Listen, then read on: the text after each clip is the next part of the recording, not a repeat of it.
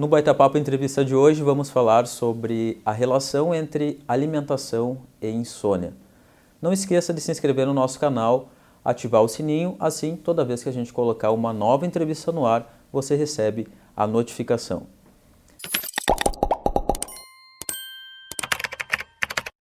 Lembrando que o Baita Papo Entrevista tem o patrocínio de Guimarães Soluções Contábeis, aumente o lucro da sua empresa. Rodoman, Indústria e Comércio de Implementos Rodoviários, concessionária da Librelato. Mais presentes, a loja onde você encontra objetos de decoração e também para presentes. Espaço Laser, a maior rede de depilação a laser do mundo, agora em Uruguaiana. Benditos Pet, o lugar ideal para o seu pet brincar e também se hospedar. Pro Equilíbrio, mais que uma academia, um estilo de vida saudável. Você sabia que a insônia pode afetar a sua memória?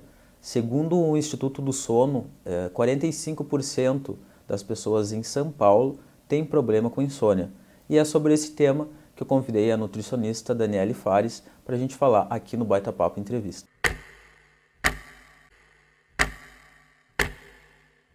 A minha entrevistada de hoje é graduada em nutrição, mestre na área de avaliação física, pós-graduada em prescrição de suplementos e fitoterápicos, é também especialista em nutrição integrativa funcional, saúde intestinal e alergias alimentares.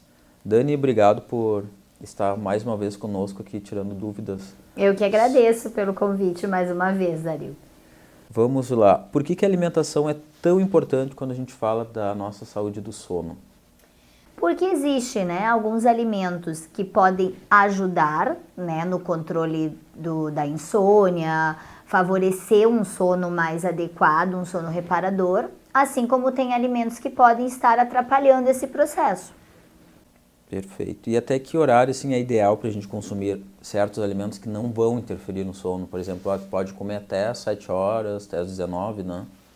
Bom, por exemplo, esses alimentos mais os estimulantes, que são os relacionados com a questão da insônia, se uma pessoa for dormir, por exemplo, em torno de 22 horas, o ideal seria que ela consumisse esses alimentos até as 14. Porque fica um bom tempo ainda agindo, com seus efeitos no organismo.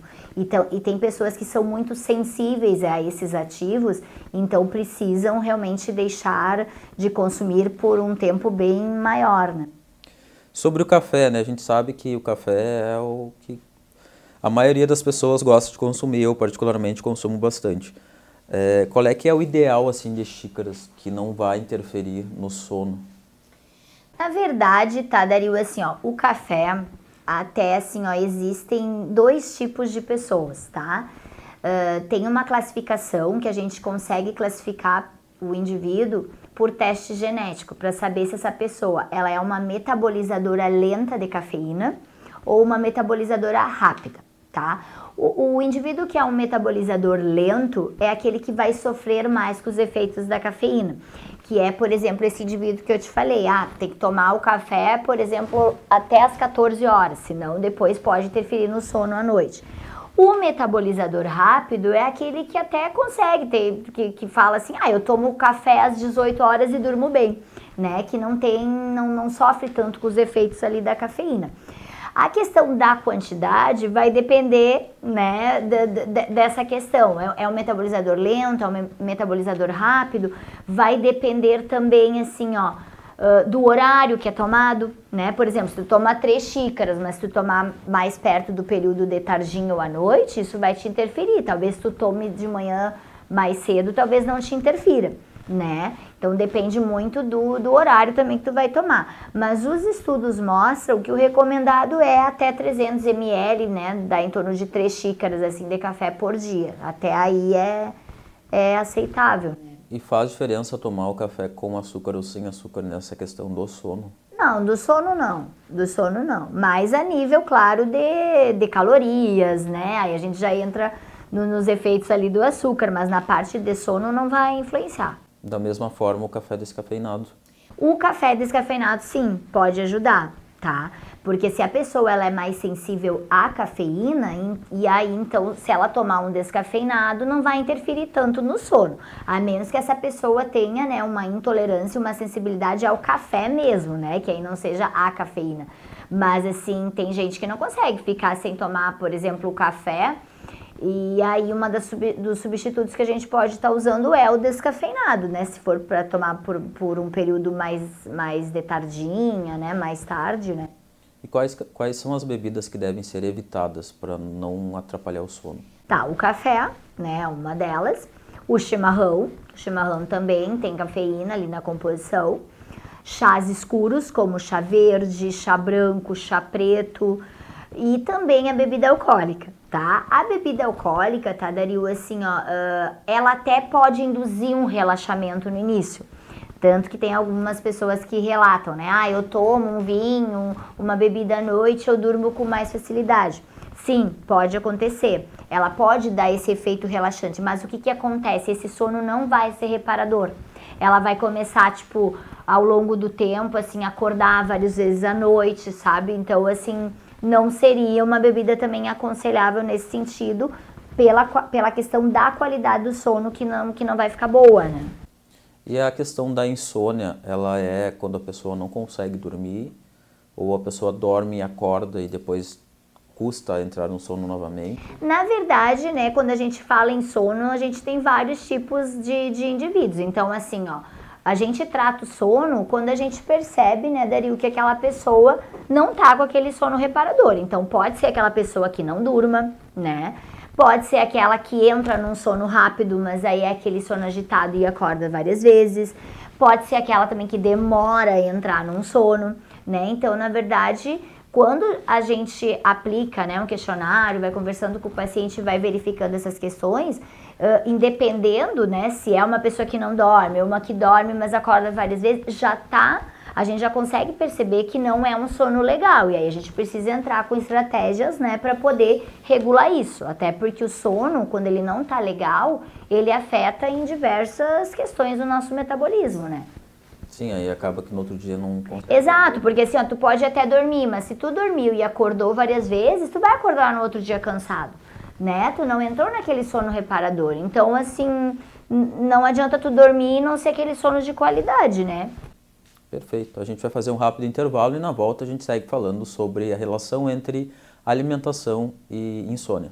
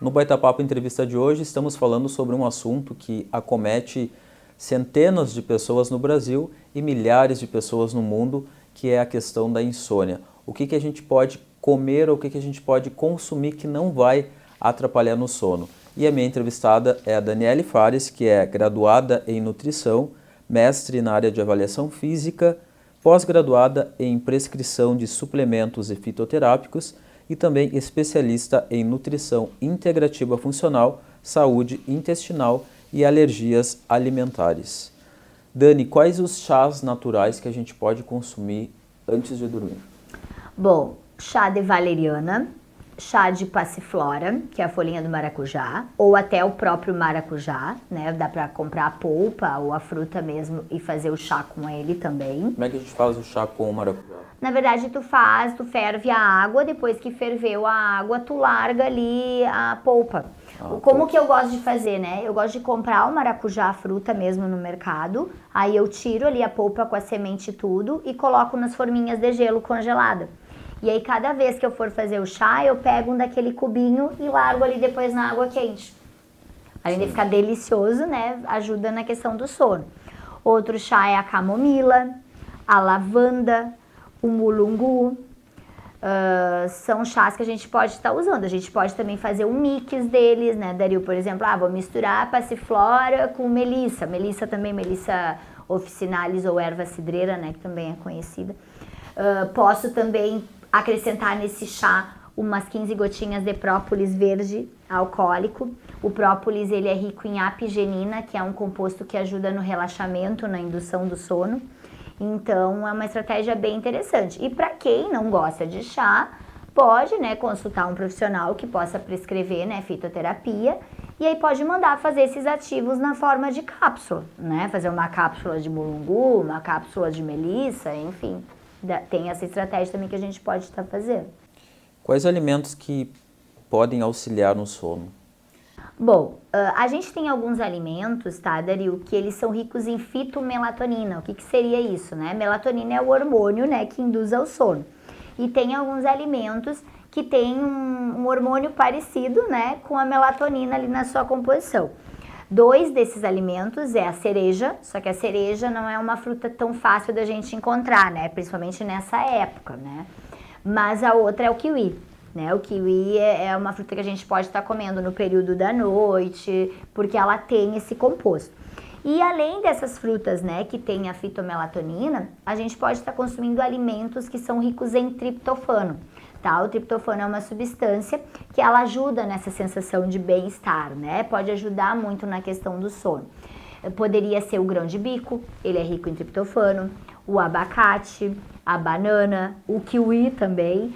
E o grão de bico, a quinoa, cacau, também são alimentos que podem ser consumidos nesse período, assim, para poder ajudar no sono. Qual é que é a tua opinião sobre o uso de medicamentos industrializados para combater a insônia?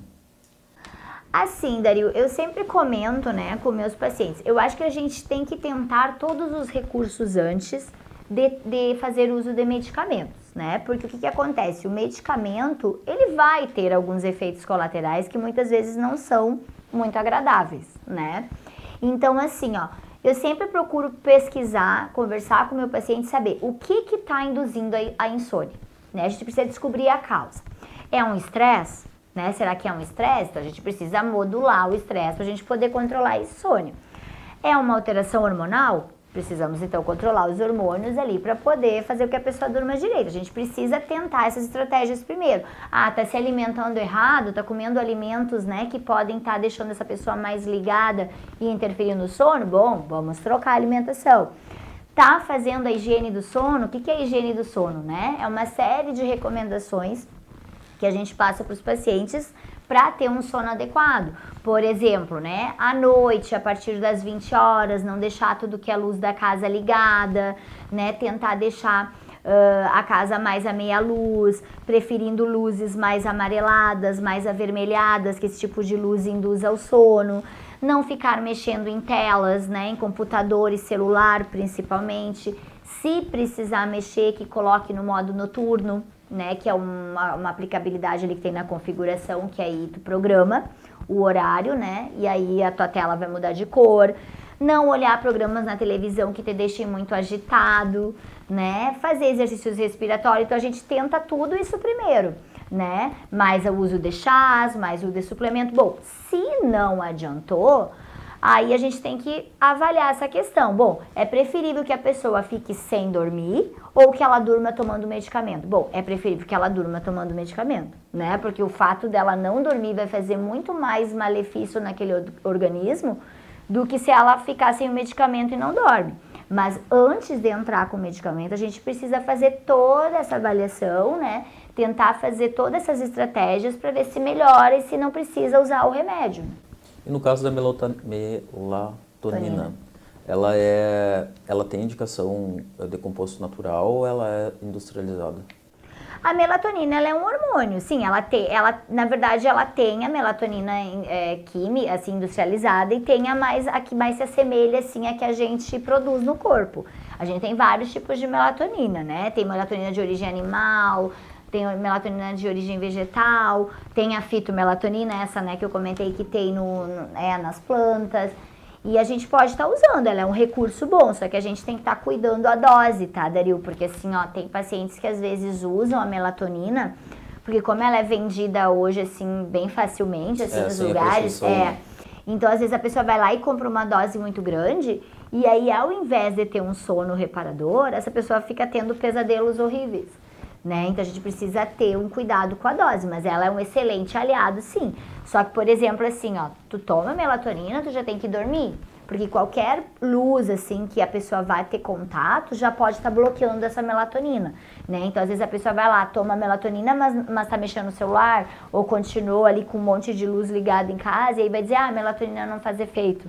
Né? Então, assim, tem que ter todos os cuidados. A gente vê muita propaganda, né? E até a própria amigos ou familiares sempre, mas vai ali do outro lado do país e compra, né? Ou eu comprei uma que era sem prescrição e aí eu tomo uma cápsula sublingual e tu pode tomar duas e assim vai indo, né? Assim, ó, eu tenho alguns pacientes que eu prescrevo a melatonina e eles têm bons resultados, mas assim, ó, eu nunca usei mais do que 1 miligrama. São doses baixinhas, assim, que eu uso e ele já tem bons efeitos. Eu já tive pacientes que vieram, assim, de outros profissionais, né, usando doses muito altas e me relataram que ao invés de ter um sono reparador, estavam tendo um sono pesado, sabe? Que acordavam cansado. Então, assim, ela é boa, mas a gente precisa realmente adequar, né, Dario, a dose. E ver se realmente essa pessoa precisa, né? Tem vários compostos, que nem eu falei, que a gente pode estar usando para insônia. A gente precisa ver qual que aquela pessoa vai se beneficiar mais, né? Em relação à atividade física, ela ajuda nesse processo da insônia? Sim, porque quando a gente faz atividade física, a gente libera neurotransmissores, né? Que são mensageiros químicos no nosso cérebro que podem ajudar no processo de relaxamento. Né? Então, geralmente, quem pratica atividade física tem um sono bem melhor, um sono mais reparador, né? E aí, tu acredita que essa atividade física tenha que ser feita ao final do dia para, né, ajudar depois na hora do sono? Dario, isso é muito individual, tá? Isso depende muito da pessoa, porque o que acontece? Eu sempre falo para os meus pacientes, o importante é fazer atividade física, né? Porque às vezes, se tu vai determinar um horário e aquela pessoa não consegue naquele horário, ela vai te dizer, mas eu só consigo naquele. E aí deixa de fazer. Não, faz no horário que tu consegue. A questão do melhor horário, assim, ó, às vezes tem pessoas que são um pouco mais sensíveis e dependendo da atividade física que faz, por exemplo, se é uma atividade mais intensa, às vezes até pode chegar em casa mais agitado e isso interferir no sono, né? Então vai depender tudo assim, ó, da atividade que faz, do metabolismo daquela pessoa, né? Então tem que avaliar essas questões. Para a gente finalizar o Baita Papo entrevista de hoje, gostaria que tu deixasse uma mensagem para quem está nos acompanhando que também está passando por esse problema, como eu estou passando com a insônia. Assim, a insônia, né, que nem eu comentei, ela é um problema que acomete muitas pessoas, né? Hoje em dia é uma das principais queixas. E eu sugiro que essas pessoas, que elas procurem, né, ajuda, porque quando a gente não tem um sono adequado, isso vai interferindo na nossa saúde em várias questões, né? Mas que procurem, assim, um profissional que possa estar ajudando, né, na prescrição, assim, de compostos naturais, que possa estar passando todas essas orientações da higiene do sono, né? Que possa estar investigando o porquê que essa insônia está sendo causada, para poder achar o melhor tratamento possível, mas que essas pessoas não desanimem, né? Porque a insônia tem tratamento. A gente consegue muito bons resultados, né? Só que a gente precisa realmente ver o porquê, né, que isso está acontecendo e entrar com o tratamento correto para poder resolver essa questão.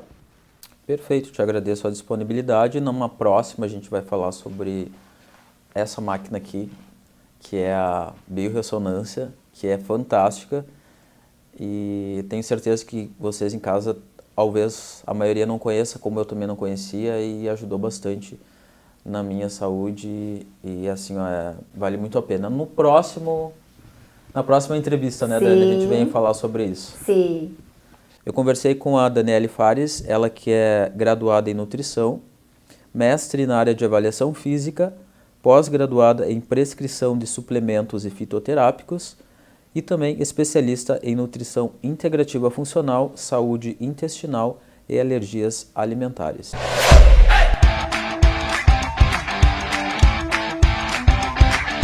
No Baita Papo na Rua de hoje você vai conhecer uma empresa que já atendeu 3 milhões de clientes e já realizou 36 milhões de procedimentos. Vem comigo conhecer a Espaço Laser Uruguaiana.